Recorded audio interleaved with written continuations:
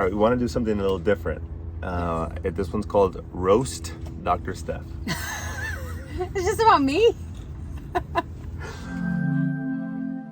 I wanted to share a very funny story. I thought you were both going to do this. Oh, sorry. Is it just my story? All right, we'll do both. I don't know if I have one. All right. What is your most embarrassing moment as a clinician? So like... Working with an athlete. Yeah. So like in the world of sports and working with athletes, what's the your most embarrassing story? So I have a really good story. And I was there for it. So I know what this exact story is, so I'll chime in. Go ahead. Okay, so do we want to set the whole sure. scenario? So this is when I was working at the Ohio State Sports Medicine facility in Columbus, Ohio. Mm-hmm. I was one of how many clinicians worked 20. in 20 clinicians. It's Yep. a huge facility. Very, very smart clinicians.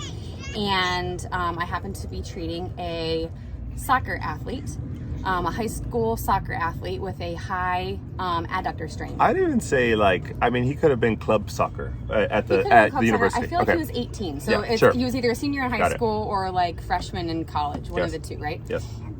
So I come in, like I was like a fresh young clinician. I'm like, I have a plan. I'm gonna come in here and I know exactly what I'm gonna do. I'm gonna do a little cross-friction massage and I'm gonna do this and that. I'm gonna tape and I had this whole plan in my head. So I come in enthusiastic. My plan is in my head. I'm not really paying attention to anything else except the plan that I have in place. And it's a high groin strain. High groin / adductor strain. / high school / like 18 to 20-year-old, right? And I'm 10 years younger than I currently am. Yeah, so you're like 11 years old. So either way, I'm fresh out of school. So set the stage. So she starts going at it, and so I'm like cross-frictioning, massaging at the high groin this area. high groin adductor strain. Yeah, I have him laying down with his legs, his hips are bent at 90 degrees, knees are bent at 90 degrees, like propped up on something. Yeah, supine. Yep. Going to town on the adductor strain. Going to town. And he sits up suddenly. Real fast.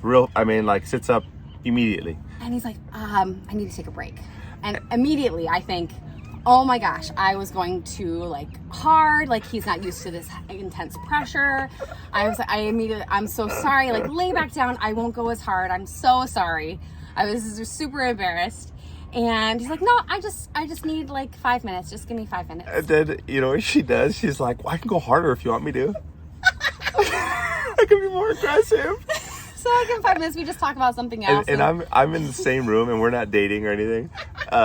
And I see this happening, and I couldn't stop laughing. I just start looking around the room, and it's very clear in my head what's happening. So for all the innocent people listening out there that mind doesn't immediately go to the gutter in this scenario. Mm-hmm.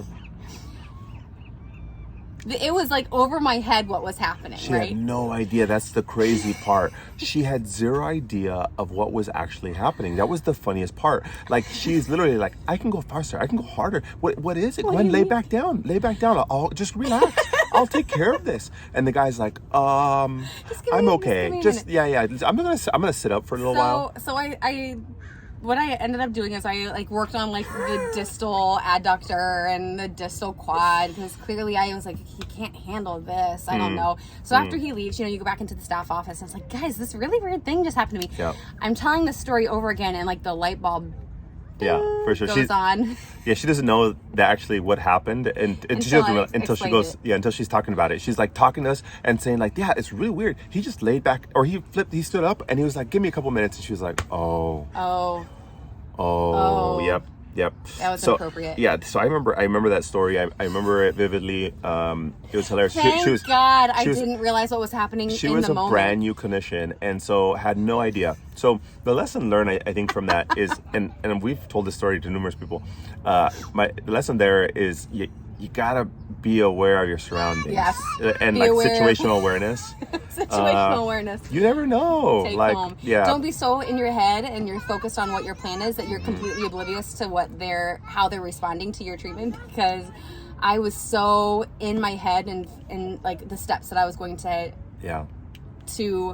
perform and like the things I was going to do, and I was completely oblivious to how he was handling the treatment. I see a lot of new grads, even some established clinicians, where like you've worked so hard on this case, like maybe you prepped, right? Maybe it was a post-op or a very unique case or a first time for something you've never seen before, and you prepped ahead of time, right? You did all the post-op stuff, you looked at all the protocols, you did all your homework, and you're ready to go, but the person is not. But and that's definitely happened to the best of us. So I think, yes, you go in laser focus, but like think of the person first besides the body region, and that's exactly what Steph did. So touche. That was pretty good. I don't have like a really tough or like embarrassing moment, but I do have one. You kind of have to know sometimes who your athletes are. I was working the front desk one time. Yes. Sorry. I was working the front desk one day. I was at the Olympic Training Center, and I think the intern or whoever was working the front desk in the past, they went to lunch or something. So I went back to the front desk, and I was just helping with scheduling. And I was down at the computer looking at the keyboard, and then all of a sudden an athlete walks in, and they're like, hey, can I schedule? I was like, oh yeah, let me just take a look. And so I look at this computer screen, and the athlete's like where the phone is right now. So I'm like, yeah, what's your name? And they're like, Lindsay. I was like, oh, cool. And they were like, no eye contact has been so made there's like no eye contact, right? And so I'm looking at the computer, and they're like, I was like, oh, perfect, I can get you in today at like 2:00 with me. And they were like, oh, okay, can I get in sooner? I was like, let me check. No, not really. And they're like, I was like, oh, you know what, I'll put you in at 1:30, I'll take my lunch later. They're like, all right, so what's your last name? And they're like, Vaughn. And I was like, wait, Lindsay Vaughn. Ding. Oh, hi. I was like, oh, hi. Sorry, I'm new here. And it was just amazing. It was, if you don't know skiing, yeah, it's just like the number the one, like skiing, Lindsay Vaughn's kind of a big deal. Yeah, it was like the one of the biggest like skiers of all time, and I had no idea that. Yeah, so it was humbling. I was like, I didn't even know I had an opportunity, and it was a very unique scenario. Be aware of your surroundings. You don't have to know who people are, but just respect like that. Sometimes people are used to, and that was the coolest part. Like, she didn't even hesitate. She was like, don't worry about it. And when you work with very famous people, sometimes they might have a particular response if you do that.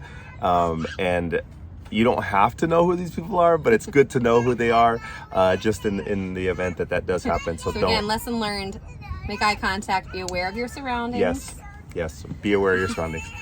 So there you have it, from high groin strain to not knowing making eye contact to know who you're gonna help schedule at the front desk. You never know what's gonna happen. So there's our two funny stories. We hope you enjoy. So be careful on your high groin strains.